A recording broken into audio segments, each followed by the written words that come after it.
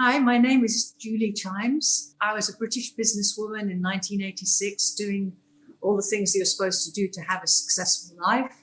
I was seriously questioning that particular path. Little did I know that my questions would lead to an event which would irrevocably change my life. Well, I have to go really a little bit back from the actual day because I was questioning my life and I asked myself, I was a successful businesswoman. I had companies in London, I did marketing and on the surface, I had all the accoutrements of a successful life, I guess. You know, I had a good partner and I'm in the country, the material things that we're told are so important.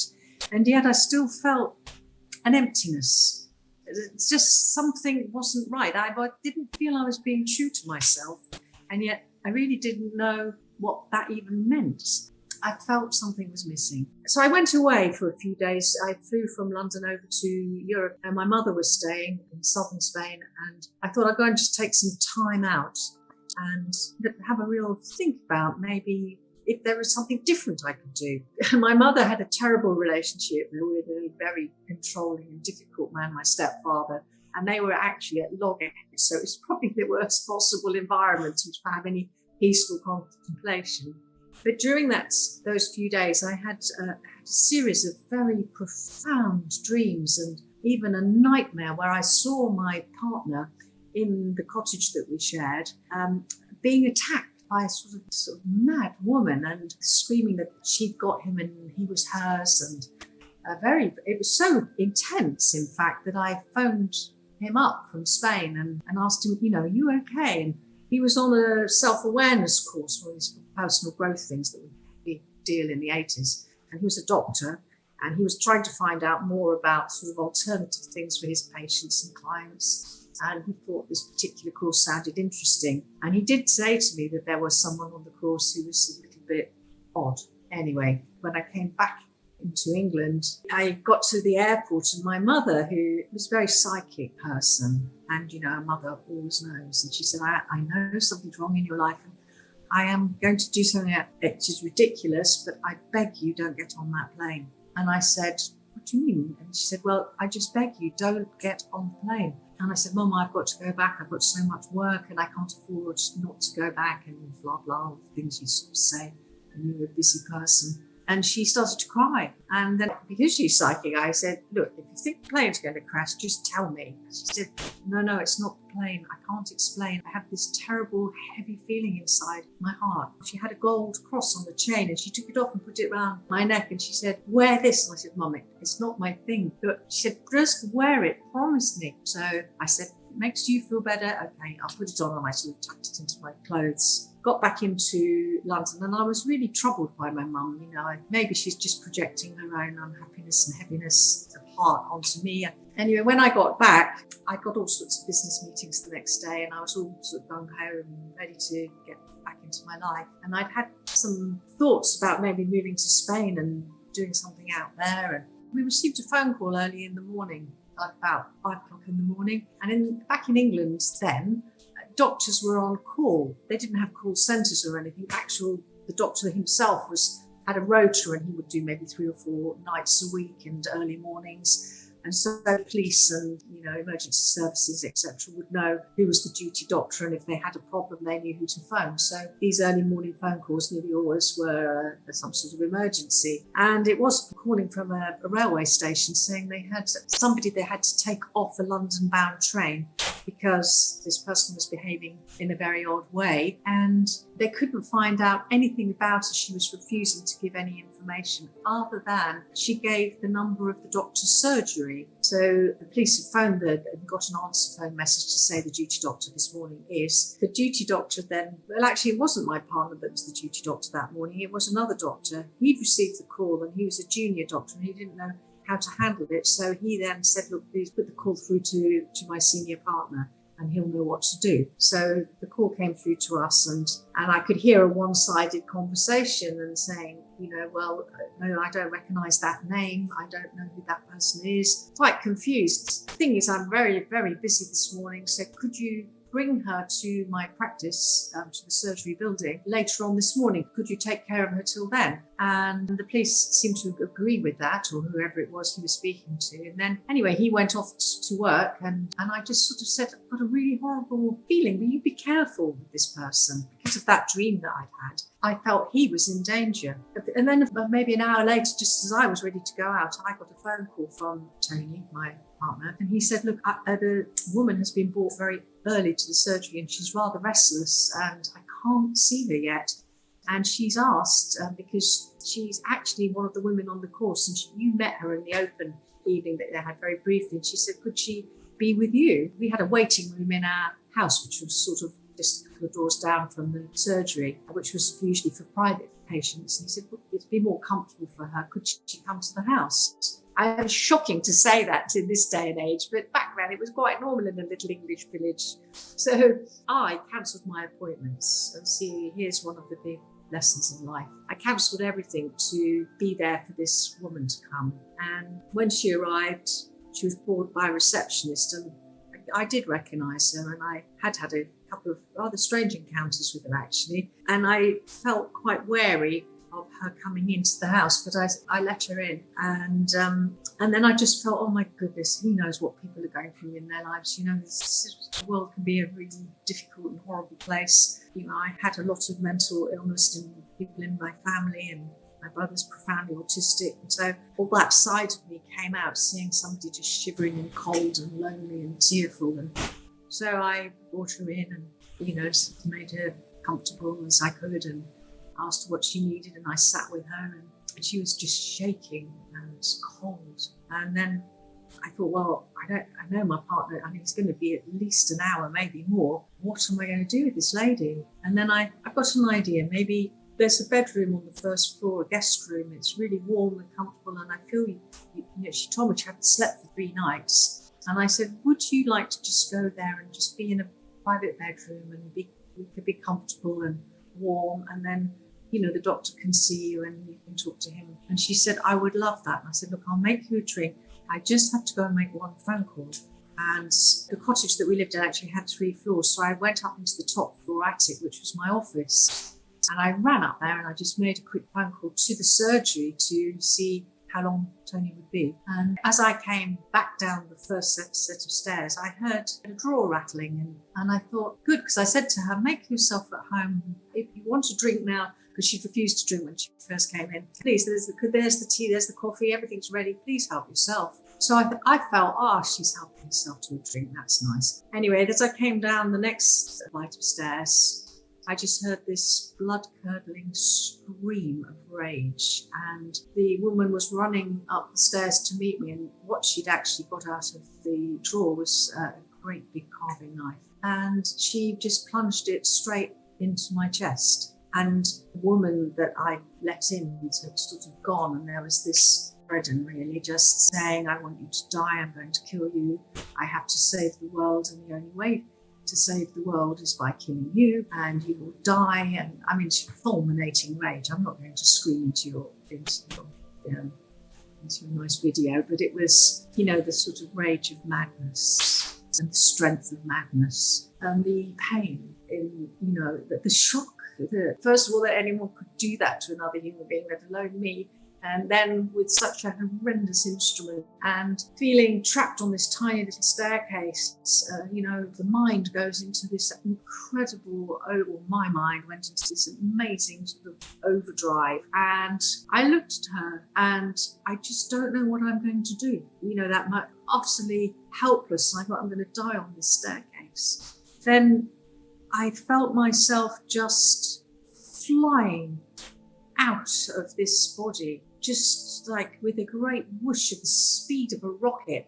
And I was suddenly just flying through outer space. Whatever I was aware that there was a body on the staircase being stabbed, but I was just free and flying, and I felt the most incredible, expansive freedom of everything, freedom and laughter. I just was laughing with, and I felt I was enveloped in this softness, and I was wrapped and cocooned in love. A love that I have, it's such a hollow word, and there's so many meanings, aren't there, to love, but a love that every single part of my consciousness was pulsating and vibrating with this feeling of utter joy. And I thought, this is who I am. This is what I've been missing. This is the part that I've lost. And then I thought, yeah, but you're dead. Oh, yeah. I must be dead, because where am I? Who am I? What am I? And what am I going to do? And suddenly the space felt a little bit more frightening. I had no idea. Then I heard this voice, and I can't say I saw anybody at this point. I didn't see anything, but this feeling of being enveloped in this softness and kindness and love spoke to me. And it said, don't be afraid. We're with you and we love you. You have to go through this, but I'm going to be with you all the way.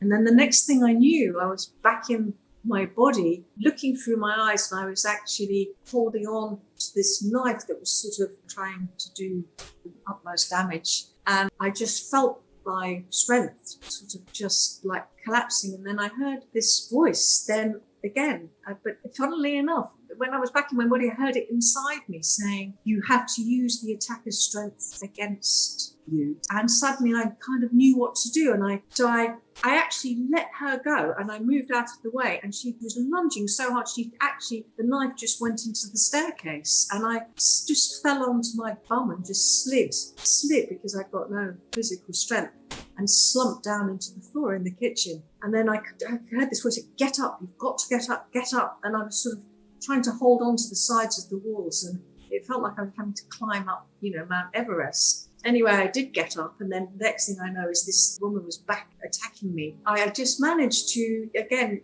hold her arm's length and use her strength so that I could walk backwards out of my kitchen and get into the hallway of this cottage. And so into that hallway where the door now opened outwards. So I knew that if I could get my hand up and open the latch, I could fall out into the driveway, which is eventually, after quite some struggle, let's say, what I managed to do. She came out after me, and I was actually had to crawl down my driveway. Now, in this time, I was in and out of my body. Then when I got into the drive, another little miracle happened, in that somebody did rescue me.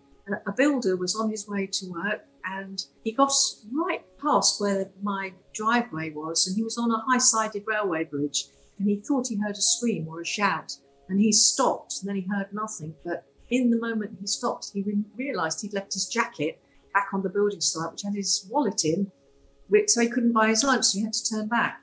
And as he came back over the bridge, the first thing he saw was me lying in the driveway. And he was so brave, this guy.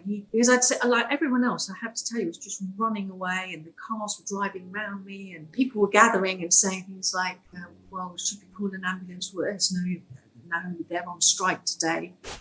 Has anyone called the police? They were kind of arguing, don't touch her, I'm not ruining my jacket, all that blood. This sort of, I had the worst accent onlookers you could have ever wished for. And then this young man just came straight over, and he said to this woman, put the knife down, just put the knife down. Come on, it's over, it's done. Put the knife down. And she did. She went away, and I couldn't see where she'd gone or anything, but the excruciating pain sort of stopped. And I think probably, there's a whole story of how I got to the hospital, and it was kind of miraculous that all the surgeons were there. But I think it's more interesting probably to know about what happened on the other side whilst all that was going on. I didn't get taken in an ambulance because they were on strike, and the police are not allowed to take accident victims in their car. Tony had heard by this time that there'd been some terrible accident in his driveway, and he turned up, and the police sort of saying, we can't take her in our car. And he said, well, for God's sake, just get her into my car. And then some young police driver who'd just passed his advanced driving test said, I don't care if I lose my job, get her in the car. I know how I can get her really quickly to the hospital. Whilst this was going on, I was just taken again out of my body, and I could hear Tony in the back of the police car talking to the police driver, like talking to me, saying, stay with us, don't go. I didn't see a tunnel, or I didn't have any of that, but I just kept going back into this amazing, beautiful light. And then I found myself on a hillside. It was so beautiful. It was high in mountains, and I was back in time. And I was surrounded by what looked like crusaders, with the red crosses on their tunics and armor, and like a really ancient scene. And I knew where I was, and I realized I was in the south of France, and I was part of some group that were being persecuted, and I was crying out, how many more times have I got to die for you? And I think I was sort of talking to God.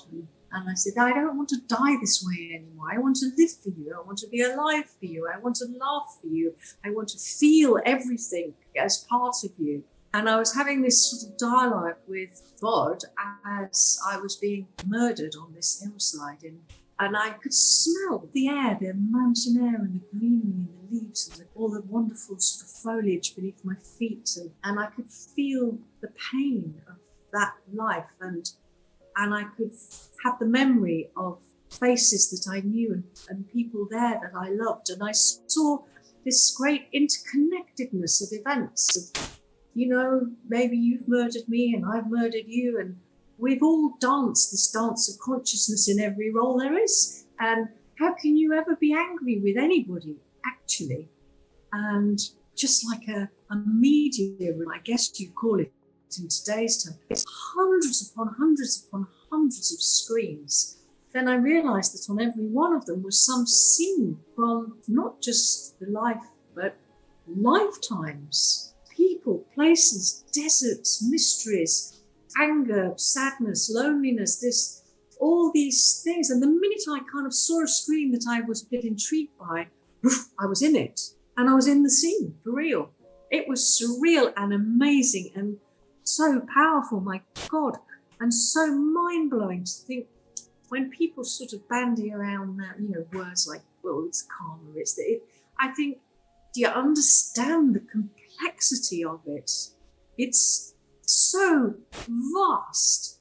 It's incredible. The design is so amazing, and it's all done with so much love. And somehow I knew that whatever was happening to me, and whatever had happened to me, and whatever will happen to me, there is somewhere a signed agreement, from my soul that says, yes, this is the design that I think is going to be good for me this lifetime. So the experiences beyond the life review is something I've been asked a lot about. And it felt almost like a courtroom, except it wasn't. It was filled with all sorts of people that clearly knew me. And I felt that I knew them, but I couldn't tell you why or how I knew them. But they were sort of cheering me on. And that was a real failure, wasn't it? And then they were laughing. It was so loving. There was no judgment. There was no, you silly, you terrible person, you really messed up badly there. Not at all. It was a real encouragement for me to be absolutely honest. And I can't tell you the things in sequence because so much happened on so many levels so quickly. So flipping around a little bit with the story, but it's the only way in this moment I can tell it. But the most profound thing of all of this love that I was feeling was when I actually came back into that staircase, and the moment that I realized, that I could hold her off and I was going to get out of it, and there was a meaning and a purpose, like on some level that one day I prayed I would understand. Out of my mouth, as I looked into this woman's eyes, I said, I love you. You'll never kill me. No one can kill anybody. I love you. And that's what made her actually just hold off for enough time for me to maneuver to get out of the house, and I think the feeling of that love and the fragrance and the music of that love, it's an all-encompassing experience. And I felt when I was in this courtroom scene, I'm going to call it that for a way to sort of define it, with all the screens and going in and out of these experiences, I felt that as humans, we somehow are in like a game of life, whereby we're actually being stopped from experiencing what love really is. And all of the things that we are, as we are the most creative, incredible beings, potentially. Because a lot of people say, well, but what about the person who did that to you? Surely you can't say that she was love. Or I said, but yes, I can, because I could see it. I could see the spark in her glowing. And who knows that maybe this event changed her forever as well. Who knows that sometimes, what does it take to wake up? There are as many ways to find that spark on this planet. And I think there is no one path and there is no one definition of what is on the other side. I think there's a multitude of experience, and it's fantastic that that's being gathered and examined and looked at.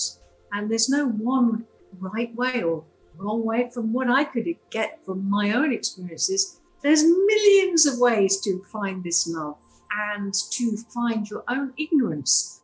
I saw the consequences of, the ignorance we have on this earth, and the self-righteousness is just as bad. Thinking that harshness and cruelty, somehow we're going to achieve love. I don't see how that will ever work. I think that people that have had these experiences, and I'm sure, you've probably come across many, many more than I've ever seen, but it was not a common thing when this all happened to me. It was just like this whole eye-opener. I guess I'd always prayed and believed there was something else. Are there places? Are there cities? Are there levels? Well, you can walk down a street in any part of the world you choose, and every house will have a different environment, a different set of belief structures, a different community, different feeling, different food, different people. We're so diverse. And so I think that when you go out of your body, we don't all just end up in one heavenly pen. I think there's thousands of levels of consciousness, and according to how you've lived and how prepared you are to die, I think directs where you will go, in the next dimensions. And I think we have friends and loved ones rooting for us and with us, and our guardian angels are there. And my angel, I didn't see him, but he was so full of fun and so full of laughter. And he would not let me feel sorry for myself for 1 second. And he was showing me my life and pointing things out. And I was feeling terrible about something. And then I was just cheering in this scene and then saying, no, it's fine, but you need to remember, when you are going to be sent back into your life, you must remember all of this, and you must share it and bring comfort and bring hope and kick ass, get people to have self-inquiry. If you're living a lie and you're living a lie, well, what part of you is it that knows you're living a lie? I would say, so you have to be true to yourself with a capital S. You have to get that spark inside you firing, whether it's creativity, whether you're with the right people. Have you found your people, your soul group, people you're in harmony with, people you're in laughter with, people you dance with, people you break bread with, people that you can really talk and be yourself with. And if you haven't got those things around you, you right now have to find that. There's far too much hatred and anger and division engineered on this earth, stopping us in the game from really being who we are. My life changed completely. Partner, country, work, everything just changed. I decided to go and explore the world and its people. Quite some years later, I wrote a book about my experiences. It wasn't just the effect on me. It was the effect it had on my mum and my family and my brother. And, it was a terrible, terrible thing for them to have to live through, not knowing if I was going to live or die. I mean, in the hospital, they lost me twice. I was pronounced dead, and, things put on, started me back. So it wasn't easy for them. My mission really, when I came back, was I said I would share my experience. And it took me a long time to write my book. And it was quite cathartic, of course, to do that. And I had no intention. I just thought I'd have a document, because I'd never met anyone who'd been murdered and then brought back to life. And so many times with the murder, everyone and his aunt can sort of surmise and assume and about what they make, terrible assumptions really about what they think happened. And I thought, well, you've got a fantastic perspective here, because you're the actual victim and you did come back, and you can report something that I'm thinking no one would have ever heard, that you actually felt love when you were being attacked. I mean, you've got to tell people that. My goodness, I've had some great adventures. And I can say that I had times, and many more times, and getting more frequently, where I can go back to that love. And I can hear my angel Veritas. And I can hear the music. And I can go into that experience, and I can see things. I think everyone's vision gets slightly altered when they've been beyond their body to that kind of extent. And so you read people very differently. You don't see the outer accoutrements anymore. You see into their souls, and you can see the why of their pain or their tears or their loneliness. And I think that that's a very wonderful gift to have been given, because I think that's helped many people. Hey fellow NDE fans, we have some exciting things coming up on the other side, but we could really use your help and support to keep going with this channel. Our outreach team works around the clock, making sure to bring you the best NDE stories that we can find. But now we're looking to expand into other countries to get near-death experiences from around the globe. However, we need your help and support to make this happen. This is why we're introducing our YouTube membership program. For less money than a cup of coffee, you can get access to exclusive ad-free episodes that haven't been on YouTube. Watch and participate in live Q&As with the guests. Engage directly with us and NDEers. Participate in giveaways and live events. And most importantly, you will ensure our channel's continuous efforts to seek out and uncover these important experiences worldwide. Support us by hitting the Join Now button below. Thank you for your continued viewership and support. Your help will make a difference, and we look forward to building our community together with you.